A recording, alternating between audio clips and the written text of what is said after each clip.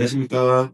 법무법계 변준석 변호사입니다. 박지연 변호사입니다. 반갑습니다. 반갑습니다. 날씨가 많이 추워졌습니다. 그리고 지금 이제 거의 연말이 다가오면서 검사님들도 이제 연말 미제에 대한 부담감 때문에 사건 처분이 갑자기 막 빨라진 경우가 있죠. 네. 연말 미제를 검찰에서 굉장히 좀 중요하게 보는 지표 맞습니다. 중에 하나니까요. 사건 처분을 할 때는 피의자가 혐의가 있는지 그리고 혐의가 있다면 이 피의자를 어떻게 처분을 하는 것이 적절한지 여부에 대해서 고민을 할 것이고요. 그러면 고민을 할 때 검찰 내부적으로 죄명별로 어떤 사안에서는 구형을 어느 정도 해야겠다라는 또 구형에 대한 기준이 있는데 여기서 제가 말씀드리는 구형이란 게 뭘까요? 구형은 검사가 이제 법원에 피고인을 어떻게 처벌해 주십시오라고 의견을 전달하는 것을 구형이라고 합니다. 형을 구한다라고 하는데 보통은 이 사건은 피고인이 이러이러해서 범죄에 이르렀고 범행이 중한 점, 대범인 점 등을 고려하셔서 피고인에게 징역 3년을 선고해 주시기 바랍니다. 이러한 내용으로 이제 구형을 하게 되죠. 많은 분들이 잘 모시고 계신 지점이 변호사님 구형을 언제쯤에 정하나요? 구형을 수사가 끝날 때 정합니다. 그렇죠. 재판이 끝날 때가 아닙니다. 맞습니다. 많은 분들은 재판이 끝날 때쯤에 검찰이 구형을 정하지 않을까라고 생각하시는데 그것도 오산이시고요. 실제로 수사검사가 법원에다 재판을 넘길 때쯤에 이미 구형은 정해져 있습니다. 그래서 공판에 가서 이러저러한 자료를 내야지라고 생각하시면 사실은 그 자료들은 구형에 전혀 반영이 안 되는 결과가 됩니다. 공판검사님은 사실은 수사검사님이 정해놓으신 구형을 보통은 따라서 그대로 구형을 하시게 되고 물론 재판 상황에 따라서 피해자랑 추가로 합의를 하였거나 하는 사정 변경이 생기면 재량으로 바꿀 수 있는 부분이 조금 있기는 합니다만 대부분은 수사검사님의 구형을 따라가죠. 자, 그러면 이제 구형을 했습니다, 검사가. 근데 그 이후에 이제 판사님이 이제 선고를 하겠죠. 구형과 선고의 어떤 차이가 있을까요?